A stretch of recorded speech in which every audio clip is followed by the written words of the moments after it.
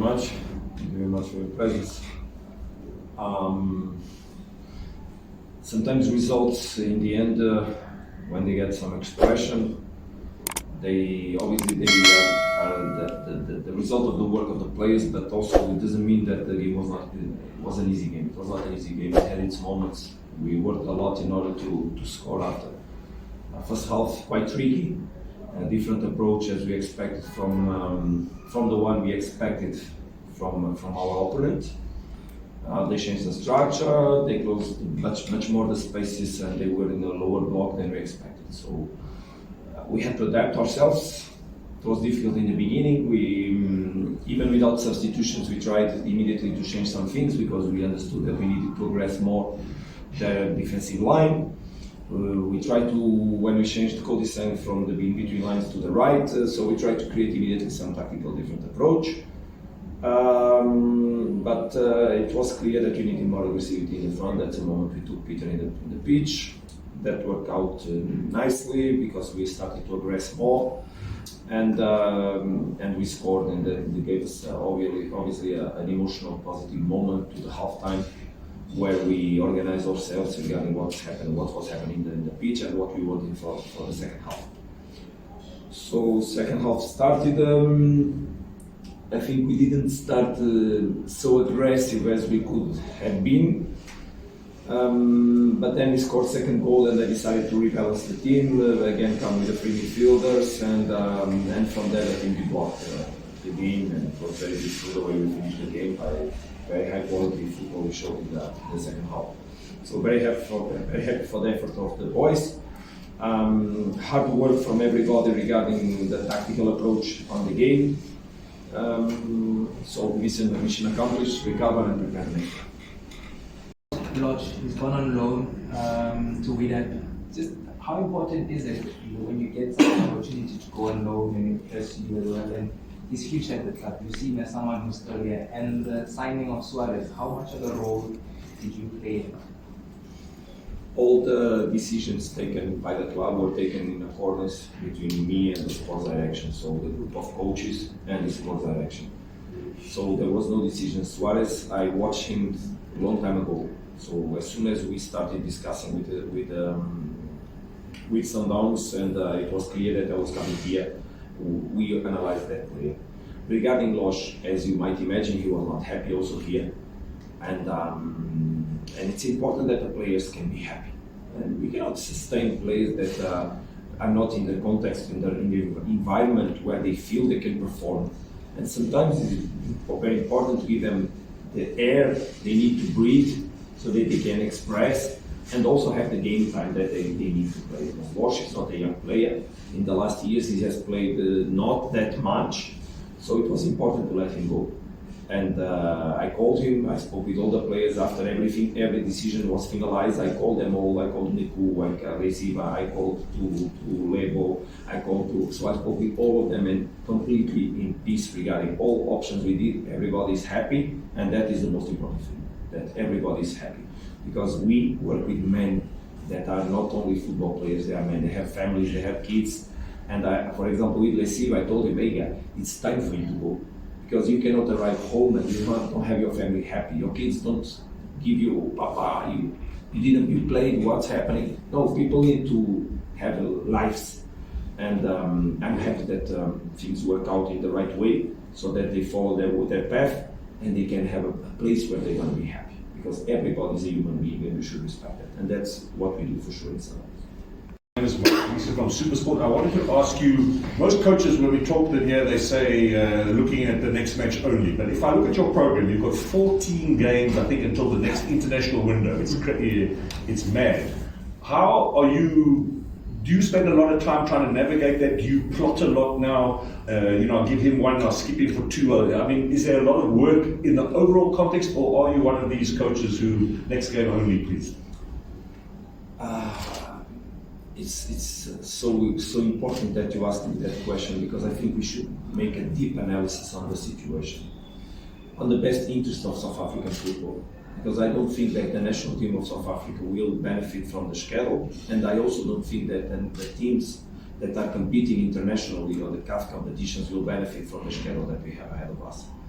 So it's an appeal also for PSL, so that in the next season the championship can start early in the season, obviously giving the time needed after the World Championship, so that the teams can have a minimum rest and then change the next season.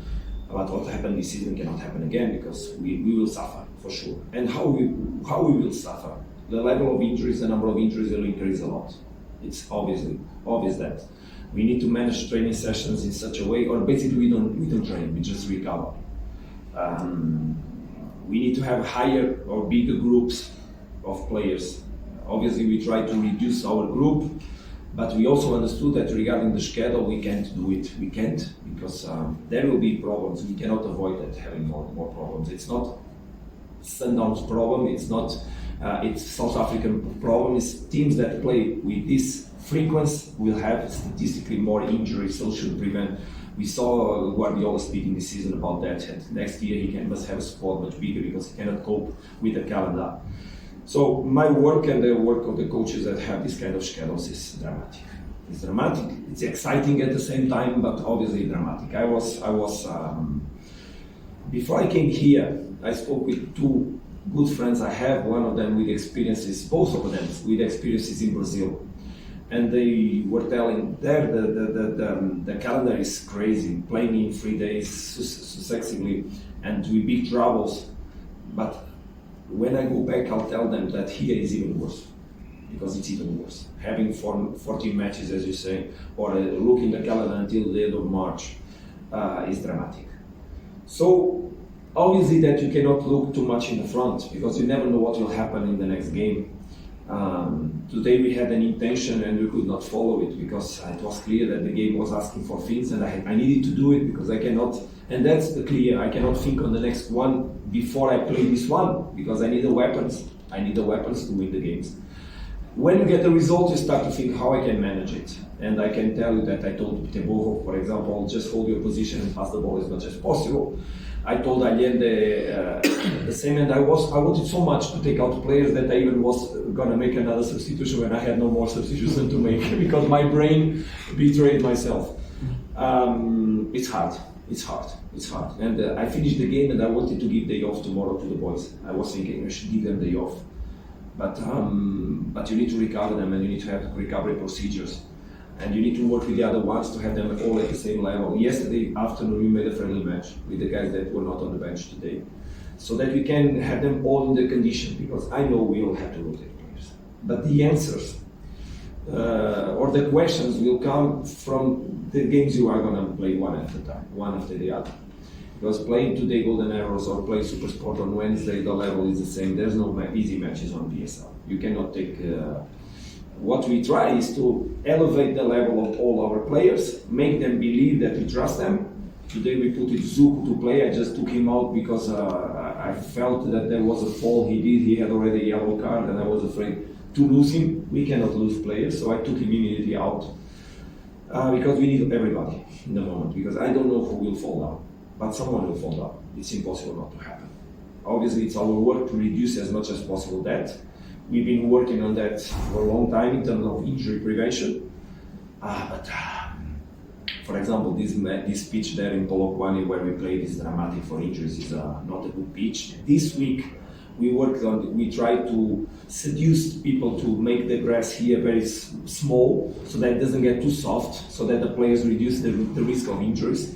And it's also a word for PSL. Please start obliging the teams to water the pitches, so that the pitches are quicker, so that the players don't get the feet so stuck. Like we had an injury with the Mudau in that pitch over there, because he got stuck. When he made a rotation, it was so soft, he entered so much on the grass that he could not handle the rotation of the body, because his foot was stuck on the grass.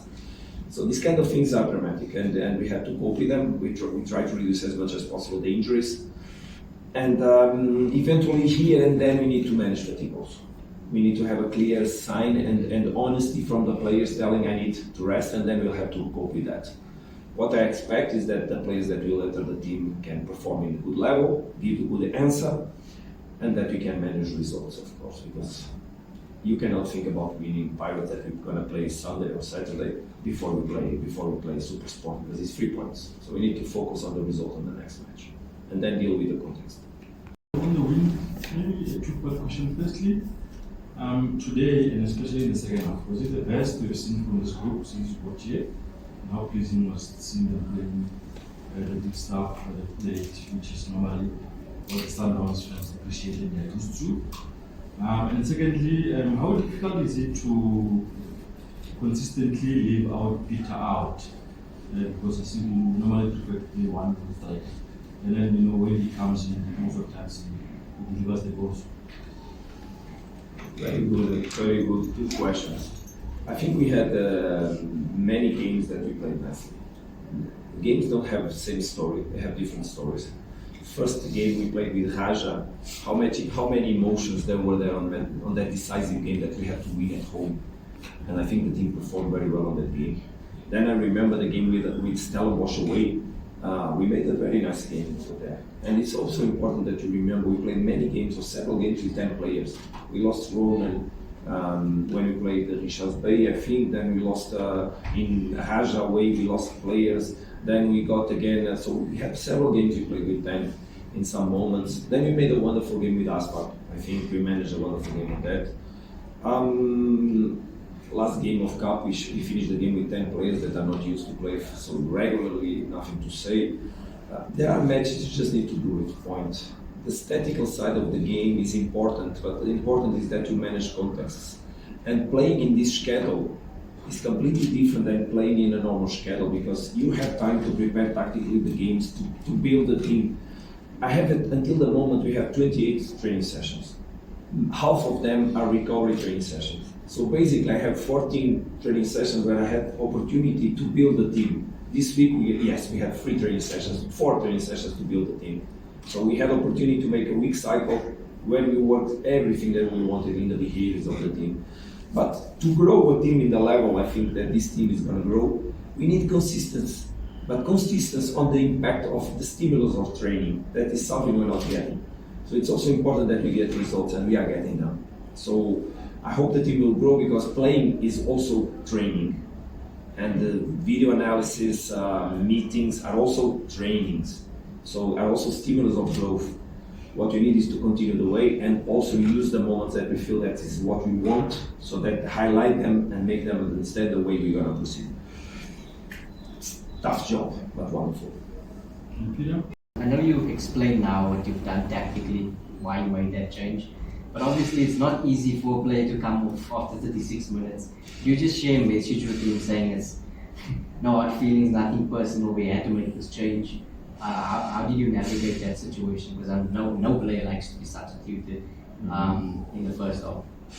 Yeah, but any moment a player goes out, or many of the moments a player goes out, it doesn't mean that he's bad on the match. It's a tactical approach, and the values of the team should be much stronger than individual values. That's how I approach the thing. So obviously at halftime I told Pizzo, look Pizzo, you came out, not because we're playing bad, but we needed to approach the game in a different way. Because if I knew that the approach from the opponent would be the one that was settled on the pitch, probably I also would have started the game in a different way. So nothing on the work of Pizzo. It was a decision. So absolutely cool regarding that. By the way, I can make it clear that I can take it even in my hands, because during the week I spoke with the team, so that we cleared that and we closed that. There's no issues regarding Pizzo or whatever transfer on him. Pizzo is a player from the club. We like him so much. We trust him. He has been playing in the team. So finish that dossier so that there's no more speaking about. And also because there was information on me that also regarding Peter, there was some talks. There's nothing. What was done on the market inside the club was clearly done on the best interest of the club and the players. Because many of the movements that happen have not only to do with our intention, but also from the appeals that we receive from the players. And that's how the market should work and how a club should work. Regarding the happiness of a football player, because a football player is also a man. And when he's not happy because he's not playing, we should also respect that. For example, Rushin clearly asked, let me go to play, I need to play, I want to play. And that's why we made a movement on him. For example, I can also speak about Libo, who is a wonderful person who's so well in our group. It's an important one. He also asked, he said, Coach, I want to go to play so that I can perform for you to see me, and I want to come back on the club. So we did it, we gave him this opportunity. So just to make it clear that the market is also a product of what we analyze regarding the satisfaction of the group, the club, first of all, but also from the players individually that they want to give steps on their career in different ways. Thank you for the openness, Coach.